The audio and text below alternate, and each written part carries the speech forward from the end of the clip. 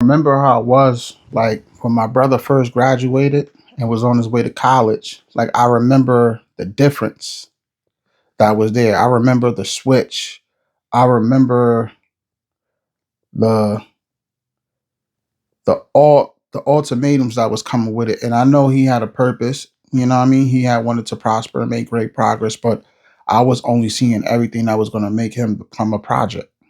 And it was like I felt it in my spirit. It was like the energy would always get dark when his friends would come to pick him up and he would go. Like you feel me? It's like even when he had come for the holidays or something, because he did 8 years. And it was like so I didn't see him the way I would see him every day or once a month or sometimes I probably seen him once, twice out of the year. And sometimes he didn't come. He stayed that way. You feel me? Because you know when you're living your life and you're chasing your dream and chasing success and also celebrating yourself, you're not going to be as valuable as you used to be. It's like you become the prize more than you ever was. So you went from hanging out to just socializing. Like you're not doing the negative, you're not doing none of that because you got a clean shirt now.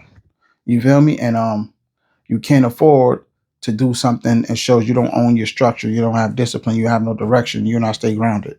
So especially what he was going to school for. You know what I'm saying? Criminal justice, to be a lawyer. So he definitely couldn't do the things that other people could do because it's unacceptable and it's disrespectful, you know, and it's very unattractive. So it was like I was talking to the homie. Shout out to Danny too. It's one of his first girls. You know, I always say they was the perfect couple for each other because I always seen it. I always felt it. It was always shown by God. But even though she felt the same way as I did, I never wanted him to go. You cannot stop God's plans or interrupt God's designs. You know what I mean? But it was just like I seen it. I felt the warning signs for destruction. It was like I knew death was coming towards him eventually because I kept seeing it. I kept feeling it. You feel me? And I remember what it was like that night when it happened. It was like I had a premonition about it. And my sister woke me up and screaming. And it was like, what happened? And I just straight up said, what happened, my bro? He just got, killed. He got murdered. And they wanted to know how I knew that because they on the phone with the people right now telling them what's going on.